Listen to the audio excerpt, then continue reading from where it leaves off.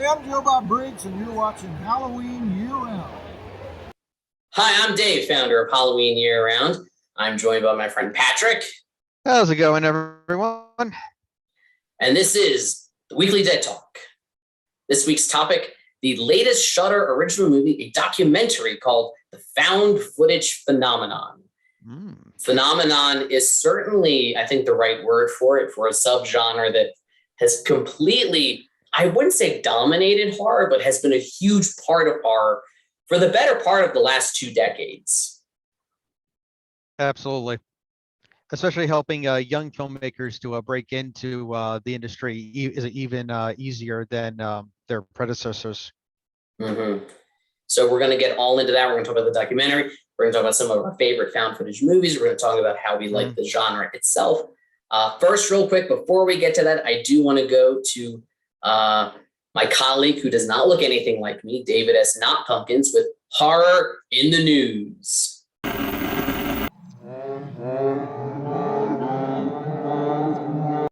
How's it hanging? I'm David S. Not Pumpkins, and this is not a derivative sketch. Here are this week's top news stories.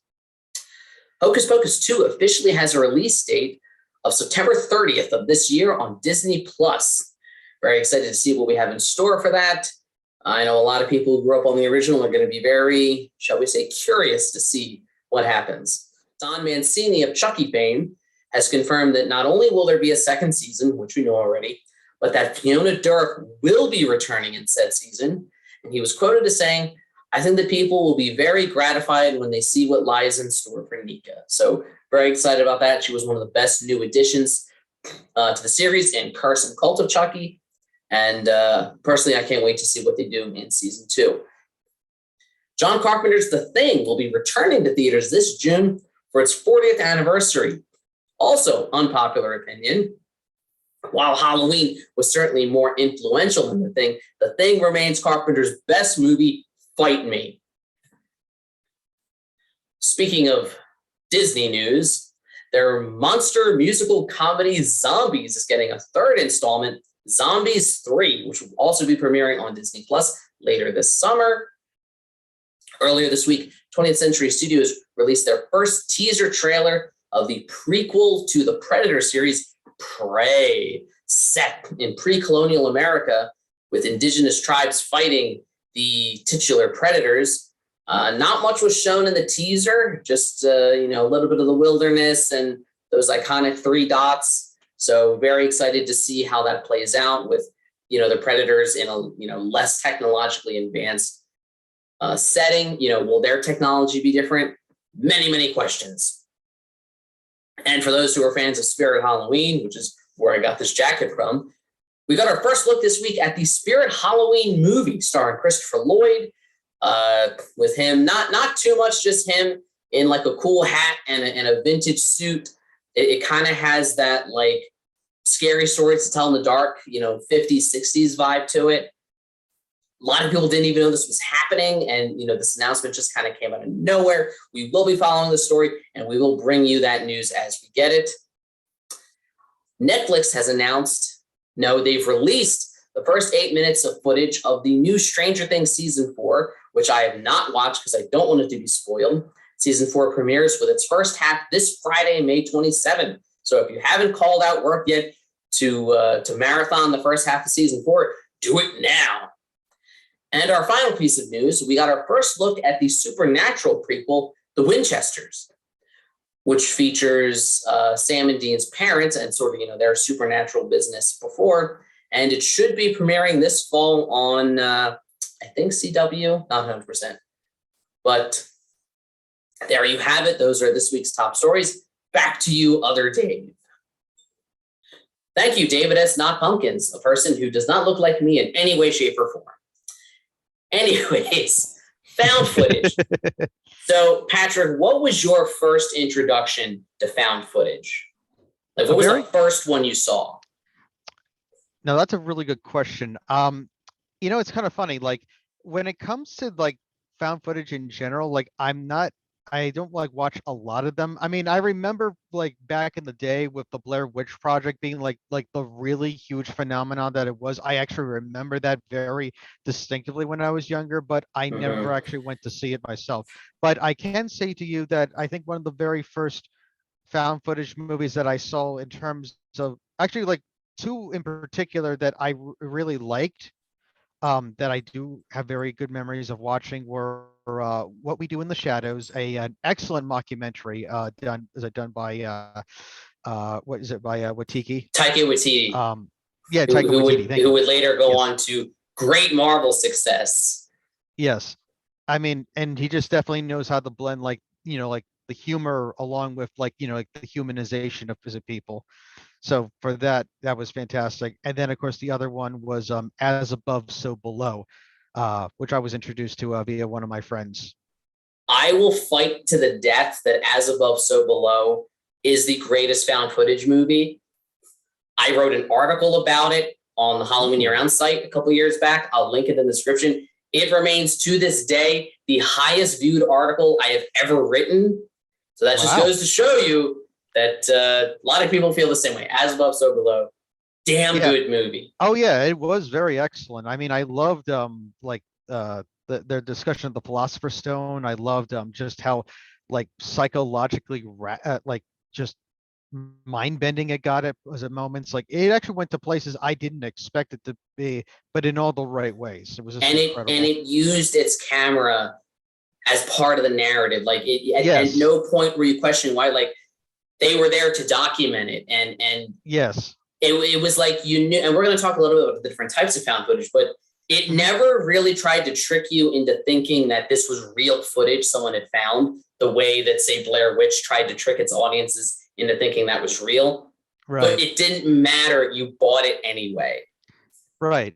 And yeah, because like I know with Blair Witch, like it was like a fairly new phenomenon where is it where the idea of the way they marketed it was like, oh, it's based on like, like true events when really it wasn't, but it was just so People new believed and it. yes, yes, It so was the convincing. early days of the internet. It was the 90s. Mhm. And I mean, I knew people who were like, "Oh yeah, have you heard this Blair Witch? No, this really like they really went missing." And even me, I was like a kid at the time. I was like 10 when that movie came out. Even at the time, I'm like, well, if they went, that's all real. Like, how they get the permission and clearances to release this? Now, I didn't see that until years later. Mhm. I didn't see it in theater. Like I said, I was only 10.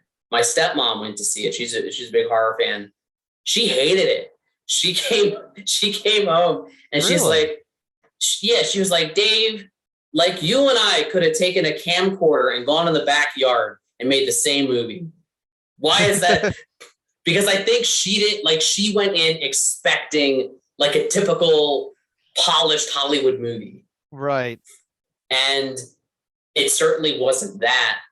I know Exactly. it's kind of debatable what started the trend, whether it was, I know the documentary itself talks about Peeping Tom as sort of the Mhm. first movie that uses the camera's POV. Yeah, that was cool that they mentioned that. Big props to classic horror right there. That's another movie that's caught up in the is it the first true slasher debate. According to Scream 4, they consider it the first true slasher. I respectfully disagree with them, but it is cool to see it getting mentioned so much. I Yeah. Yeah. I if mean, it's for me, go ahead. no, I mean, for me personally, like I go by more historical as a value, as a, like standpoints, like in terms of, but at the same time though, like in terms of like actual like popularity that would have launched it, I could definitely say the Texas Chainsaw Massacre would definitely be like more akin to that, like versus say Peeping Tom, Mhm. unless but at the same time though, like if we're going by historical, like like context, I would say Peeping Tom first. But if we're going by more of the cultural impact, I definitely would agree with you on the Texas Chainsaw Massacre.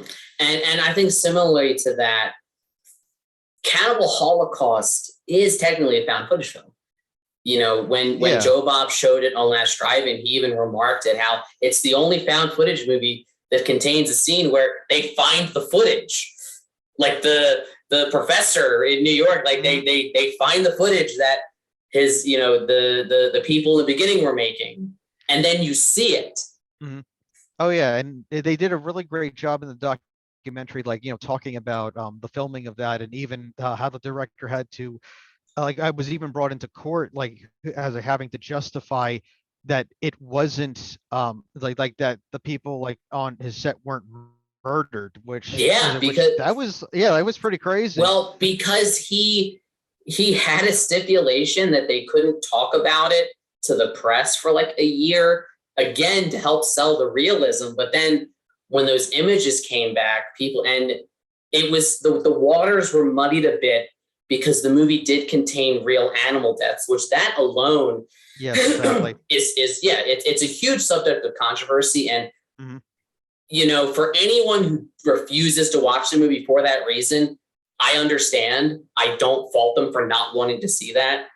Of course. When I watch it, those are parts that I certainly, cringe and don't like looking at.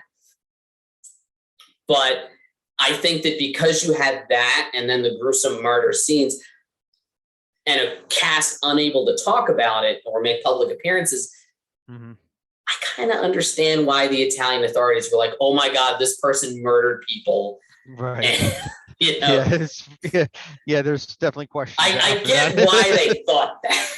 Right, exactly. So, Cannibal Holocaust is part of what I kind of break the documentary breaks it down into, and it's kind of how I consider it. You have your movies that are the found footage aspect is part of the narrative, and movies that just happen to be using that format. Right. I would break that down again into a way that you have over here, you have like fake documentaries. So you've got your Cannibal Holocaust. You've got your Ghost Watch, pretending to be like like a news piece. You've got your What We Do in the Shadows, a mockumentary. Yes. You've got your sort of home movie ones where the characters are recording it, but they're not filmmakers. So, but they're trying to document whatever's happening. So there you've got your Blair Witch, you've got your Cloverfield, you've got your Paranormal Activity. And then over here, you've got your big budget Hollywood ones that didn't necessarily have to be found footage. They just kind of wanted to use the format for aesthetic purposes. So there you've got your Devil's Due. Technically, As Above, So Below is part of that category. It's still my favorite, but it is part of that category. Same with not a horror movie, more of a thriller, but Chronicle is another movie that didn't necessarily have to be found footage, but it's the aesthetic helps with its tension. Yes, I have seen that one along with Hardcore Henry. Not horror, but More very action, excellent. Yeah, and definitely a favorite of mine. Like in terms of an action film from a very unique POV shot the whole way through, incredible. And I mean, found footage even crossed over into, speaking of other genres, Project X is like a teenage party movie. It's like a teen sex comedy using found footage because it was a popular trend in horror, and some producer thought, hey, what if we tried a teenage comedy with this? So it's interesting to me, and when I talk about the subgenre as a whole, found footage fascinates me in such a way because it's the only subgenre that is defined not by its content or subject matter, but by its style. So, obviously monster movies are defined by there's some sort of monster. Slashers, there's some sort of killer picking people off. Found footage can be anything. You can do a slasher as found footage. You can do an exorcism movie as found footage. You can, it can cross other subgenres, and I hesitate to even call it a subgenre. Is it more a style?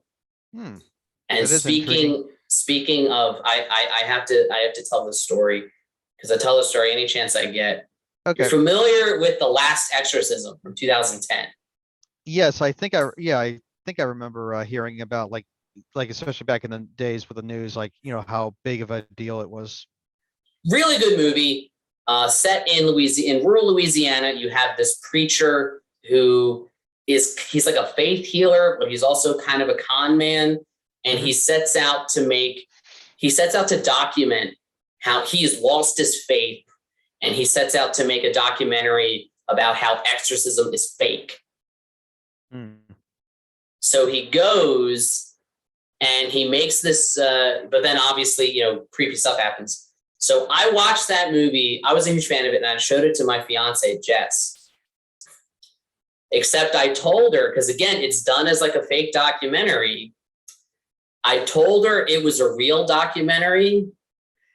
I built it up as like, I'm like, oh yeah, no, this is a real, it was a real I did to her what the marketing campaign for Blair Witch Project did in the 90s. And she bought it for about maybe 2/3 of the movie until finally she's like, no, this is like, that's clearly a visual effects shot. That's not real. But she bought it for a while. And I had to like oversell, like, oh yeah. And because people really died in it, it was really controversial when it came out, So, but I love that found footage is that sort of category, that subgenre, that it has that realism. And to your earlier point, it's the perfect one to get into as beginner filmmakers. Yes. It's the cheapest one to shoot. I mean, hell, Paranormal Activity, Oren Peely shot that thing for like 10 grand and it grossed 100 million. That's incredible. Remains to this day, relative to its budget, the most profitable movie ever made. Wow. You've got Avengers Endgame and Avatar raking in like $2 billion, but how much did they cost to make? Yeah, for all the CGI, camera work, production, location shoots. Yeah, they're at best a big blockbuster when it is a hit. It's making maybe 3 or 4 times back its budget, and they're like, "Oh, that's a success." Here you have Paranormal Activity making like thousands of times its budget back. Yeah, exactly. And I mean, it's the reason why I think it's Blumhouse's whole production model. It's the reason why Blumhouse has been behind a lot of the more popular found footage movies of the last 15 years. And I think it's one that's here to stay. And it's one that is now evolving into a 4th category, your Zoom horror, your Unfriended, which is, I don't know. I think you said you saw a review of one of them. Yeah. From is it Fayless? I is a guy who I like to watch in terms of his reviews of various horror films, like the Resident Evil movies, etc. And I know he covered Unfriended, and he was the first one or the second one? No, the first one. Okay. Yeah, the first one, which he was a bit mixed on. Like he said, like in certain respects it was really good, but in other respects it was really goofy. So it was like a mixed bag for him. It's a cool concept. It's one of the first. I mean, if you want to get technical, I think Megan is Missing was the first one to kind of use webcams as part of it, which I do not recommend unless you enjoy just sadism, and like it is a hard movie to watch. And this is coming from you. It's coming from it's when I say that. Unfriended, I thought was really creative in its style. It's one of the movies that I will argue the second one is miles better. Because the first one is about, it's like this ghost of a girl they bullied coming back to get them, and it's very supernatural. The second one has nothing supernatural about it. It's about the dark web, and it's about these friends on Zoom they're playing a game on Facebook chat or Skype or Zoom or whatever. But the one guy, they somehow get into the dark web, and like there's these very dangerous people going after them. And what creeped me out about it was how it's all plausible, and it's like there's these dark figures in the background pulling strings. If you're one for conspiracy theories, it will freak you out. it's just it's a cool movie, and I felt that it did a much better job with the concept than the original. Yeah. And just speaking about the documentary as a whole, like I said, them bringing back the various directors of Cannibal Holocaust, the Blair Witch as a Mhm. project, Troll Hunter, which also really surprised me too. And it was just fascinating how each one of them like talked about like the various um roles that they did in terms of like trying to make that movie, especially the one who did the alien abduction as a film, where basically he was like, well, I'm 24, like at the time he was 24, and he wanted to make that film by 20 by 25. So he was struggling to figure out like like how to do it, and in the end his friend helped him out, and he realized, okay, well, the only way I can really do it is if it's found footage. So that's what ended up I mean, happening. necessity is I the think it was mother of invention, and it thrives ingenuity. And if anything, I went into this documentary kind of expecting, a who's who highlight of found footage movies. Mhm. That's not what it was, but I liked what it was more because it was about the style, and it was, in a way, it was very inspiring. It made me Yes. want to say, hey, let's make a found foot. Right. We filmed the show on Zoom. Mhm. Let's make a Zoom horror movie. Like, let's think of some idea, and let's Yeah. just make it. Even if Yeah. it's terrible, let's make it, and then move on from there, and then make the next one better. Right, exactly. Because I know you were talking about the host earlier, which was also featured, and that was actually filmed during the pandemic. Yeah, Host was. I mean, what a way to pass the time. They're like, we're gonna make a horror movie, and it is. If you haven't checked that one out, it is on Shudder. Really, really good. So before we get to final thoughts. Yeah, but before that too, also, when Joe Bob, like when he talked about keep rolling, I think that's the kind of spirit, like, when it comes to like this genre, that it's, the way for people, like, to get into, like, movie making, Mhm. even if it's something like, just simple, this is your way to do it. So like, you don't have an excuse, keep doing it, even if you only have 10 minutes in the morning to do your pre-production. Just do it. So yeah, They are he's very he's absolutely inspiring right about that. words, and Indeed. perhaps it's a little early to announce. At some point, I would love, as Halloween year round, to make some sort of feature movie. It is a long-term goal of mine. But first, before we already get to our final thoughts, I do want to go real quick to our movie keeper with movies from the crypt.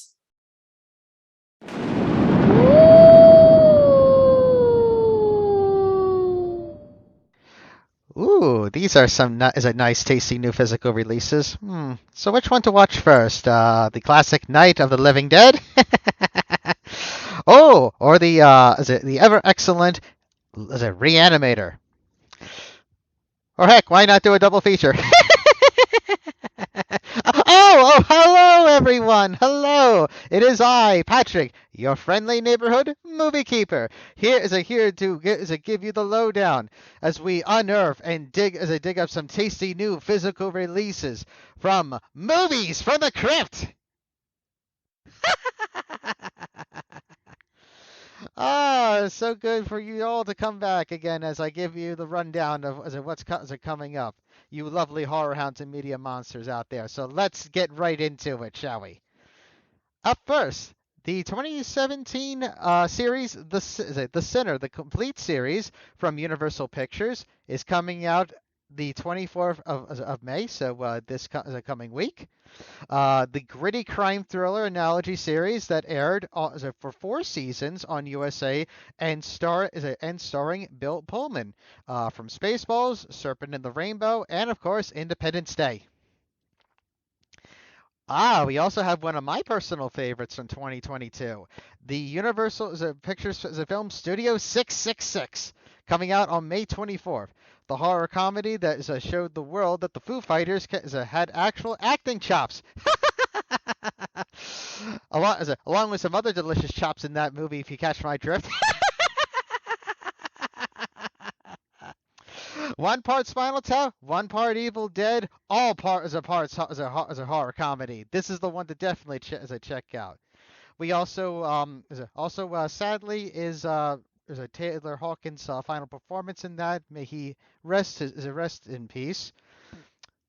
Is a which we will do here at movies from the crypt, and we will continue to honor him along with all those who have passed away. The film releases on Blu-ray for the 24th of May, so definitely check that out, especially for him. We also have from 1985 Life Force from Scream Factory. Tobe Hooper's often overlooked as a sci-fi horror as a horror movie from the 80s, based on the novel The Space Vampires, which, in all honesty, is a cooler title, but then again, I guess it was considered a little too cheesy. But then again, we have Invasion of the Star Creatures, a personal favorite of mine. So seriously, everyone out there, give some more unique titles out there than just like Life Force. But hey, it's still a cool movie to definitely check out, especially from the legendary Tobe Hooper. This comes out on 4K on May 24th this coming week, so definitely one to check out.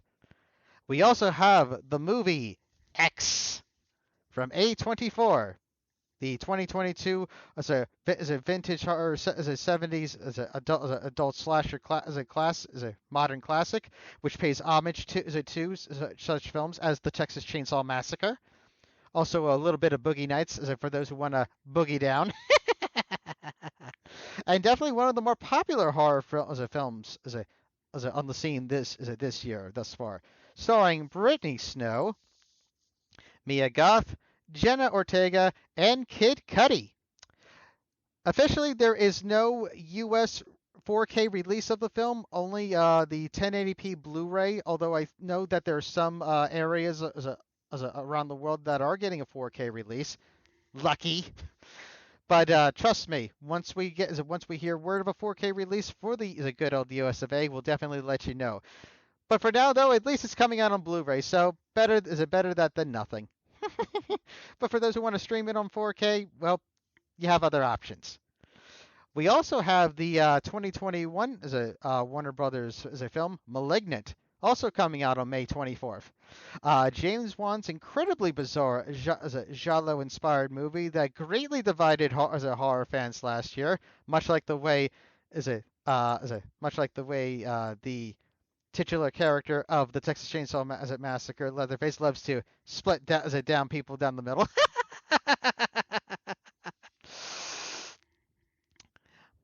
With either people loving it or hating it. Recently, it won the best wide release movie of 2022's Fangoria Chainsaw Awards. So, way to go, guys! Seriously, awesome stuff. This is the 4K transfer of the original film. So, for those who have a nice 4K display, you'll definitely be enjoying some excellent giallo-inspired madness. We also have a unique 2010 independent horror film from being released from Seraphim Films called All About Evil. Currently, there's no announced as a release date yet of when it will be released, but a little bit of backstory for this one. Written and directed by Joshua Grinnell, better known by his drag queen persona of Peaches Christ. All About Evil deals with a librarian who slowly becomes serial killer to save her family's as a theater business. You know what they say? You got to keep it in the family, even if you have to kill for it.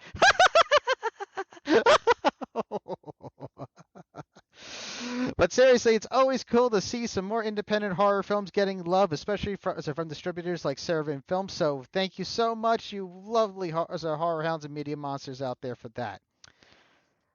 And we actually have a unique little news piece as well. I know it's usually David S. Pumpkin's thing, but this does involve physical releases, so I'm definitely going to be the one to cover this one, since physical media is my territory. Kiddo Libor, also known by KL with their division of KL Studio Classics, is a big and popular favorite here on Movies from the Crypt, has signed a new deal with Paramount Movies.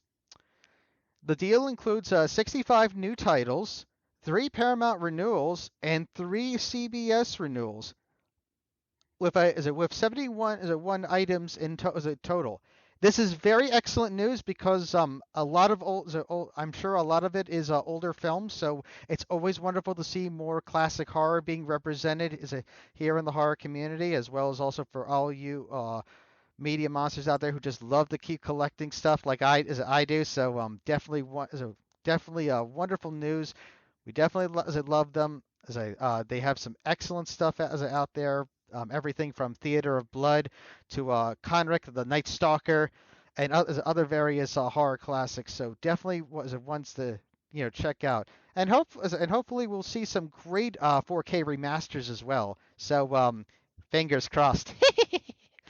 Well, that's it. That's it for today, all you lovely horror hounds, you media monsters out there. And thank you very much to my skeletal interns there for getting me these awesome stories. Keep up the good work, and don't work yourself down to the bone too badly. Back to you, Dave.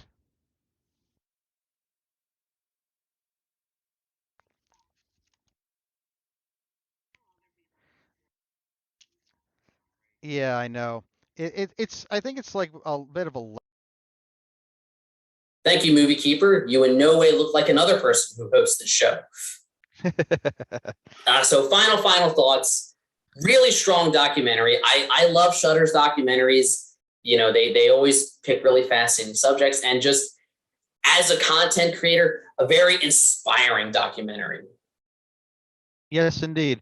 And as someone who's like not really big into the found footage genre, it was actually really cool just to hear like the stories and behind the scenes of how they got to making it and the various techniques that they did use. And I have to say, I actually respect the genre like more as a result of that. It's Mhm. not just like someone just like like using like a hand like a camcorder to do it. Like there's real technique and real like depth that's Oh, there involved. So is. yeah, so like I was, like I said, just very genuinely impressed, and I'd like to maybe check out a few more, especially Ghost Watch. That looked really cool to me.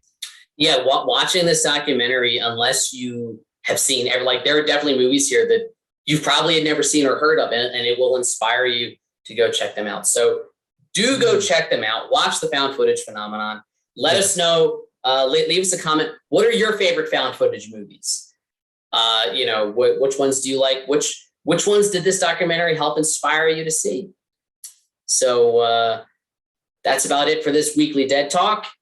Thanks for watching. Like, share, subscribe, all the YouTube stuff. If you don't, you may end up stuck in a found footage movie with only a shaky cam to tell your final days. And as always, thank you for coming to our Dead Talk. My name is Dave, and every day is Halloween. And this is your pal Patrick, thanking you all for watching. Keep watching horror films and keep America strong.